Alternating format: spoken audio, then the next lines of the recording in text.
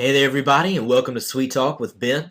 On today's Sweet Talk, we're going to be looking at how to allocate our resources within our schedules in ConstructionSuite. So let's go ahead and open up a schedule that we've been working on here. We'll notice that we do still have the Gantt chart on the right and our task list on the left, and we'll see that one of the columns that we have in the task list are our resources. Now your resources are going to be the individuals or the contacts that you assign to complete specific tasks. And there's a number of ways that you can go about actually assigning each of your contacts to a task. So let's say if we wanted to go ahead and add in a framing labor, if we want to assign a framer or maybe our subcontractor directly to this task here, we'll just select that cell. We could then go to the Resources tab up on the ribbon. We can select to add a resource that way. We could also go ahead and right-click within that cell and set Resource, or we can just simply double-click within the cell. Either way, it's going to bring up the Resources portion of the Edit Scheduled Task window, from which point we can go ahead and select to add a new contact. When we click Add, it's going to bring up the Contacts window, where you can then select your resource. So since we're dealing with the framing labor here, we'll scroll down.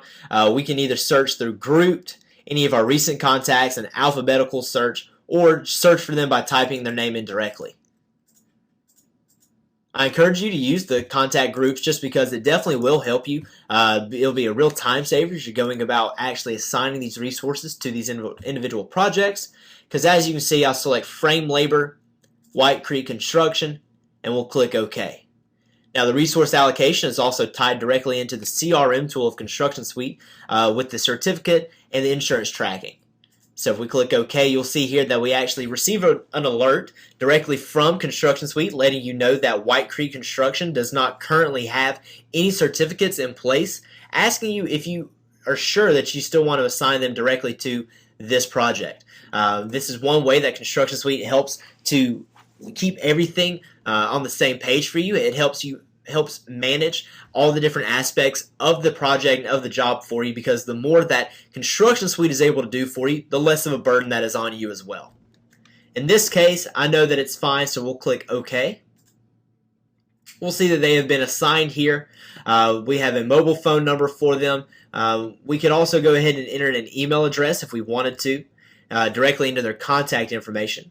And since we have them assigned, we can also go ahead and choose to send them a text message now, including a message. Maybe we want to send out a reminder directly to them, letting them know, hey, you have been assigned to this task. This task is coming up.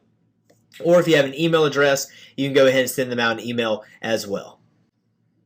We'll go ahead and click Save. And now we'll see that White Creek Construction has been assigned to my framing labor. Now you can also go ahead and assign multiple resources to the same tasks. You certainly could go ahead and do that if you're going to have multiple crews working on the same tasks of your schedule.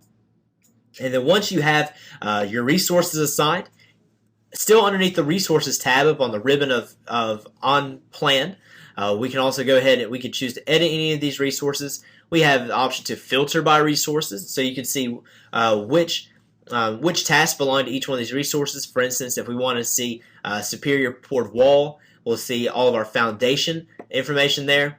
We can go ahead and clear that filter. We could also filter by individual resource groups as well, be it foundation, frame labor, insurance, or so on.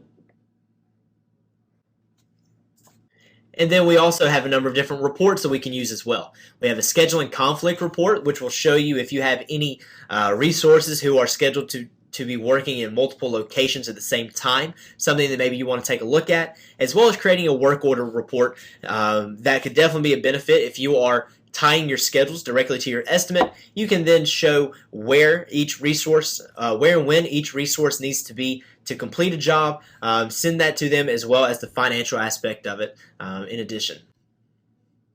Well, that concludes today's Sweet Talk. I hope you enjoyed what you saw here. If you did, I encourage you to take a look at the other Sweet Talk videos that we have available to you. As always, I'm Ben. Thanks for tuning in, and have a great day.